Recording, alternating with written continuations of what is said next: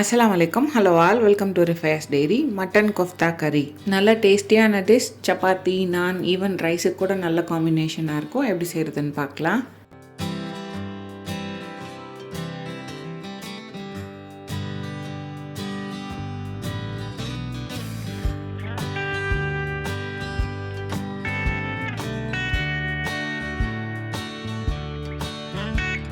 Mutton kofta கறி செய்கிறதுக்கு நான் 250 கிராம் மட்டன் கொத்துக்கறி எடுத்திருக்கேன்.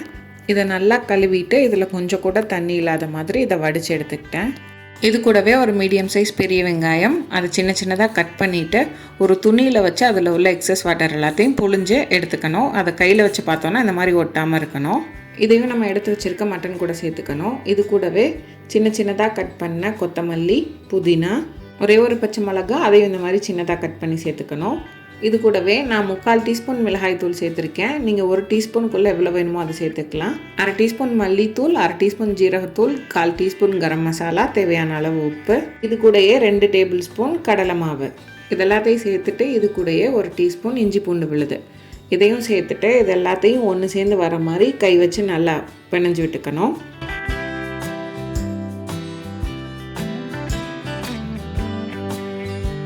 இந்த அளவு எல்லாம் ஒன்று சேர்ந்து மிக்ஸ் ஆகி வந்ததுக்கப்புறம் நான் ஒரு முட்டையை எடுத்து அதை நல்லா பீட் பண்ணிவிட்டு அதுலேருந்து 2 டேபிள் ஸ்பூன் எடுத்திருக்கேன். அதை இது கூட சேர்த்து இதை நல்லா எல்லாம் ஒன்றா கலந்து வர மாதிரி பிணைஞ்சு வச்சுக்கணும்.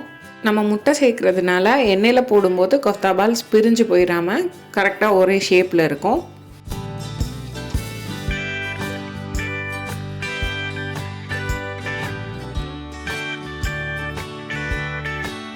இந்த அளவு எல்லாம் நல்லா மிக்ஸ் ஆகி வந்ததுக்கப்புறம் கையில் எண்ணெய் இல்லைன்னா நெய் தடவிட்டு இதிலேருந்து கொஞ்சமாக எடுத்து ஃபஸ்ட்டு கையில் வச்சு உருட்டிட்டு அதுக்கப்புறமா உள்ளங்கையில் வச்சு நல்லா உருட்டி எடுத்தோன்னா கொஃப்தா பால்ஸ் ரெடி ஆயிடும்.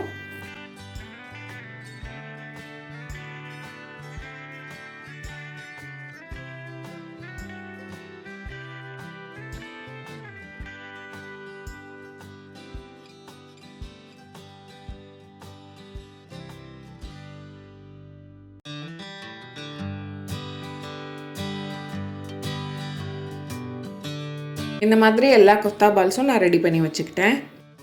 இப்போ ஒரு பேனில் எண்ணெய் சேர்த்து எண்ணெய் மீடியம் ஹீட்லேயே நல்லா சூடானதுக்கப்புறம் எடுத்து வச்சுருக்க எல்லா கொஃப்தா பால்ஸையும் இதில் சேர்த்துக்கணும். இதை பொரிச்சு எடுக்கிற வரைக்கும் எண்ணெய் மீடியம் டு லோ ஹீட்டில் தான் இருக்கணும். 2 சைடும் 10 நிமிஷம் வேக வச்சுக்கணும். அதை டிஸ்டர்ப் பண்ணிடாமல் அடிக்கடி லைட்டாக இந்த மாதிரி நவட்டி மட்டும் விட்டுக்கோங்க. ஒரு சைடு நல்லா குக் ஆனதுக்கப்புறமா இன்னொரு சைடு திருப்பி போட்டுக்கலாம். இப்போ 10 மினிட்ஸ் ஆயிடுச்சு. நான் இன்னொரு சைடு திருப்பி போட்டிருக்கேன். நீங்கள் எண்ணெயோட ஹீட் அதிகமாக வச்சிட்டிங்கன்னா வெளியே சீக்கிரமாக கலர் சேஞ்ச் ஆகிடும், ஆனால் உள்ளே வேகாது. அதனால லோ டு மீடியம் ஹீட்டில் தான் இருக்கணும். 2 சைடும் இந்த மாதிரி நல்லா குக் ஆனதுக்கப்புறம் இதை எடுத்து தனியாக வச்சுக்கலாம். நீங்கள் ஒன்றை மட்டும் தனியாக எடுத்து எல்லாம் வெந்துருச்சான்றதை செக் பண்ணிவிட்டு அதுக்கப்புறமா எல்லாத்தையும் எடுத்துக்கோங்க. ஒரு கடாய் இல்லைன்னா பேனில் 1 டேபிள் ஸ்பூன் நெய் சேர்த்துட்டு அது கூட 2 டேபிள் ஸ்பூன் எண்ணெய் சேர்த்துக்கோங்க. எண்ணெய் நல்லா சூடானதுக்கப்புறம் இது கூடயே 2 இன்ச் சைஸில் ஒரு பீஸ் பட்டை, 2 ஏலக்காய், 2 கிராம்பு, 1 பே லீஃப் இதெல்லாத்தையும் சேர்த்துட்டு இதோட ஃப்ளேவர் எல்லாம் எண்ணெயில் இறங்குற வரைக்கும் நல்லா வதக்கி விட்டுக்கணும். இது கூடயே ஒரு மீடியம் சைஸ் பெரிய வெங்காயம் நான் அரைச்சி இந்த மாதிரி பேஸ்ட்டாக எடுத்திருக்கேன். அதையும் இது கூட சேர்த்து இந்த மாதிரி நல்லா வதக்கி விட்டுக்கணும்.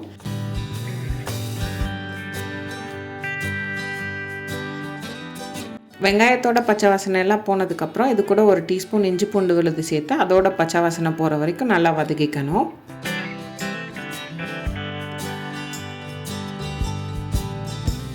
இது நல்லா வதங்கி வந்ததுக்கப்புறம் இது கூட ஒரு மீடியம் சைஸ் தக்காளி இதையும் அரைச்சி பேஸ்ட்டாக எடுத்திருக்கேன். அதையும் இது கூட சேர்த்து தக்காளியிலேருந்து எண்ணெய் பிரிஞ்சு வர வரைக்கும் இது நல்லா வதக்கி வச்சுக்கணும்.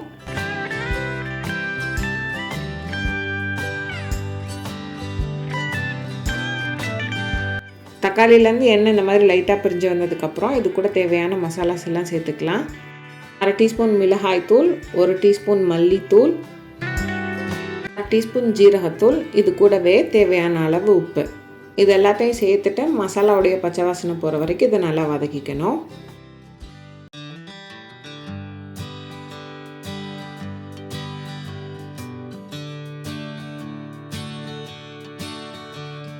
மசாலா நல்லா வதங்கி வந்துட்டு இருக்கும்போதே நான் ஒரு 1/4 கப் தயிர் எடுத்து அதை நல்லா பீட் பண்ணி வச்சுருக்கேன்.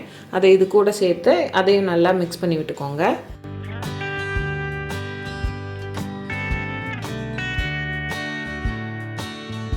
தயிர் சேர்த்து இது நல்லா வதங்கி இந்த மாதிரி எண்ணெய் பிரிஞ்சு வந்ததுக்கப்புறம் இது கூட 1/2 கப் தண்ணி சேர்த்துக்கணும்.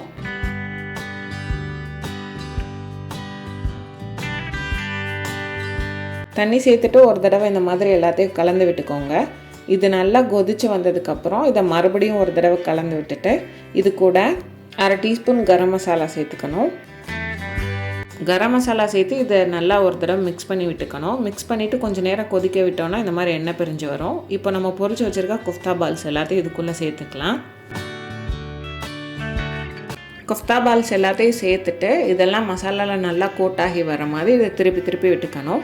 திருப்பி விட்டதுக்கப்புறம் இதை மூடி போட்டு ஒரு 5 நிமிஷம் நல்லா கொதிக்க விடணும். 5 நிமிஷத்துக்கு அப்புறம் ஓப்பன் பண்ணி போட்டிருக்க குஃப்தா பால்ஸ் எல்லாத்தையும் இன்னொரு சைடில் திருப்பி போட்டுக்கணும். திருப்பி போட்டுட்டு மூடி போடாமல் ஒரு 2 நிமிஷம் கொதிக்க வைக்கணும்.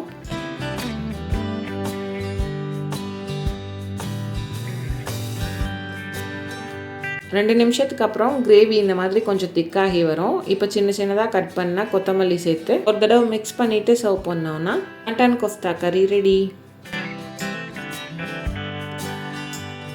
மட்டன் நல்லா ஜூஸியாக வந்து கிரேவி கூட சேர்ந்து சாப்பிட்றதுக்கு நல்லாயிருக்கும். கண்டிப்பாக ட்ரை பண்ணி பாருங்கள். ட்ரை பண்ணிவிட்டு எப்படி இருந்ததுன்னு கமெண்ட்ஸில் சொல்லுங்கள். இந்த வீடியோ பிடிச்சிருந்தா ரிஃபைஸ் டெய்ரிக்கு லைக் பண்ணுங்கள், சப்ஸ்கிரைப் பண்ணுங்கள், ஷேர் பண்ணுங்கள்.